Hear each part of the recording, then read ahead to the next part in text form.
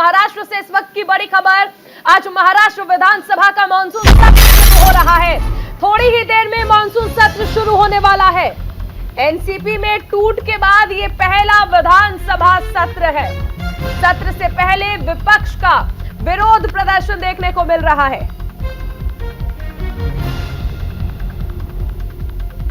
महाराष्ट्र विधानसभा का मानसून सत्र अब से बस थोड़ी देर में शुरू होने वाला है। और देखिए, इससे पहले आपको बता दें कि शिंदे सरकार की ओर से एक चाय पार्टी का आयोजन भी किया गया, जिसका विपक्ष ने पूरी तरह से बहिष्कार किया था। उद्धव गुट की ओर से बहिष्कार किया गया, शरद गुट की ओर से बहिष्कार किया गया। फिलहाल आज देखिए, एनसीपी में जो टूट हुई है उसके बाद ये पहला सत्र है जो होने वाला है, जिसको लेकर हंगामे के आसार हैं।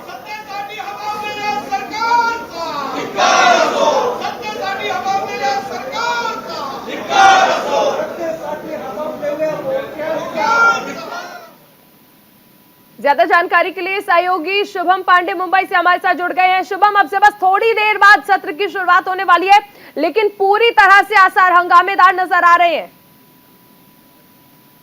बिल्कुल, देखिए चारुल जी, आज से अगले 4 अगस्त तक जो है महाराष्ट्र में मानसून सत्र शुरू होने जा रहा है। ये मानसून सत्र इस बार खास क्यों है, क्योंकि अब शिवसेना के बाद एनसीपी में भी 2 टूट हो चुकी है। अजित पवार का खेमा अलग हो चुका है। कल तक अजित पवार, पिछले सत्र की बात करें तो विपक्ष के नेता हुआ करते थे, लेकिन अब सत्ता पक्ष की ओर बैठेंगे क्योंकि वो महाराष्ट्र के मुख्यमंत्री बन चुके हैं। और हंगामेदार इसलिए होगा क्योंकि अब इस बार इस मानसून सत्र में महाराष्ट्र विधानसभा में विपक्ष का एक नेता कोई चुना जाएगा। दिलचस्प होगा कि किस पार्टी का कौन नेता महाराष्ट्र विधानसभा विपक्ष का नेता बनता है। देखिए, इसके अलावा कुल 24 विधेयक इस सत्र में पास किए जाएंगे, जिसमें से 14 पर पहले से ही महाराष्ट्र सरकार की कैबिनेट ने मोहर लगा दी। इसके अलावा 6 ऑर्डिनेंस बिल जो है वो पेश किए जाएंगे। इसके अलावा अब से थोड़ी देर पहले कांग्रेस के नेता हो या शिंदे गुट के नेता हो, वो लगातार ईडी सरकार के जो नारे लगा रहे थे, क्योंकि लगातार उनका यह आरोप है कि ईडी के और सीबीआई के दबाव में आकर ही ये जो अजित पवार का जो खेमा है वो महाविकास आघाड़ी से अलग होकर महाराष्ट्र सरकार में शामिल हुआ है। तो बिल्कुल ये बहुत ही यहाँ पर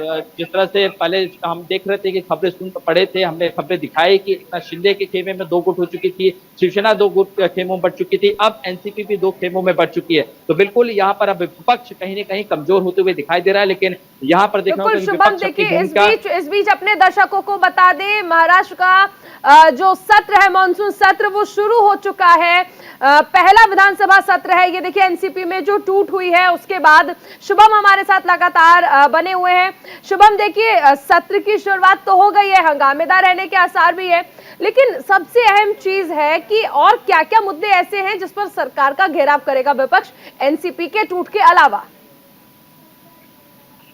देखिए, जैसे किसानों की आत्महत्या हो, इसके अलावा भारी बरसात की जो समस्या है, जिसके अलावा जो चीजें और भी करने आई, जो बिल पिछले सदन में हमने चर्चा देखी थी, उसको लेकर विपक्ष इस वक्त आक्रामक हो सकता है। लेकिन देखिए, ये सारे मुद्दे उस वक्त सदन में अजित पवार ने ही उठाए थे, तब विपक्ष के नेता थे, लेकिन इसी महीने के 2 जुलाई के वो मुख्यमंत्री बन चुके हैं। तो ऐसे में अब विपक्ष का चेहरा कौन होगा, इस पर सबकी निगाहें टिकी, नजर टिकी। उसके बाद विपक्ष इन सारे मुद्दों को साधेगा। इसके अलावा जो अजित पवार का खेमा लगातार जिस तरह से उस गुट में गया है, सत्ता पक्ष के गुट में गया है, तो ऐसे में यहाँ पर सीधी तौर पर विपक्ष कहने के इस बात को लेकर भी आड़े हाथों लेगा। उसके अलावा कई सारे अहम मुद्दे हैं, जैसे महिला की सुरक्षा कानून की बात हो, उसके अलावा जिस तरह से हम यूसीसी की बात जिक्र कर रहे हैं कि देश भर में यूसीसी लागू आना, उसके ऊपर भी चर्चा महाराष्ट्र विधानसभा में हो सकता है। सत्ता पक्ष की तरफ से चर्चा की जाएगी, उसका देखना होगा कि विपक्ष किस तरह से उसे बाइकआउट करता है या विपक्ष उससे सहमति जताती है। तो ऐसे कई सारे मुद्दे हैं जिन पर महाराष्ट्र विधानसभा में ये चर्चा जो है आज से शुरू होने जा रही है। शुभम, बॉयकॉट की शुरुआत तो आप देखिए कि विपक्ष ने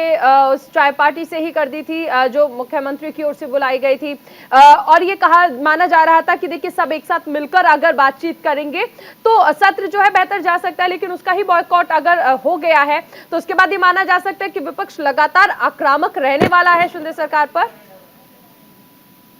बिल्कुल, देखिए, यहाँ पर अगर महाराष्ट्र में विपक्ष नेताओं की बात करें तो कहीं न कहीं कमजोर कड़ी उनके अंदर दिखाई दे रही है, क्योंकि अजित पवार बड़े नेता थे महाराष्ट्र के, वो अब सत्ता पक्ष में चले गए हैं, तो विपक्ष कहीं न कहीं कमजोर होते हुए दिखाई दे। लेकिन यहाँ पर कांग्रेस के कई ऐसे बड़े चेहरे हैं जिनके ऊपर विपक्ष मजबूत हो सकता है। तो ऐसे में विपक्ष आज सुबह ही नारेबाजी कर रहा था कि ईडी सरकार हाय हाय, यानी कि ईडी के दबाव में ही अजित पवार जो है वो वहां पर गए हैं। इस बात को लेकर भी लगातार ये हंगामे दिखाई दे रहे हैं। अब जब मानसून सत्र की शुरुआत हो चुकी है तो यहाँ पर ज्यादा से ज्यादा कोशिश होगी कि विपक्ष लगातार उन मांगों को सरकार के सामने रखे या उनके बाइकआउट करे। जो सरकार सत्ता पक्ष में रहकर कानून लाना चाहती है उसे बाइकआउट करे। देखिए, हमने जैसे पहले कहा कि 24 विधेयक इस सरकार मानसून सत्र में महाराष्ट्र सरकार पास करेगी, जिसमें से 14 पहले ही कैबिनेट ने मुहर लगा चुके, उसे बिल में लाया जाएगा। अब देखना होगा विपक्ष किस तरह से सहमति दिखाते हैं या उसे बाइकआउट करता है, ये तो आने वाले कुछ दिन में पता चल जाएगा।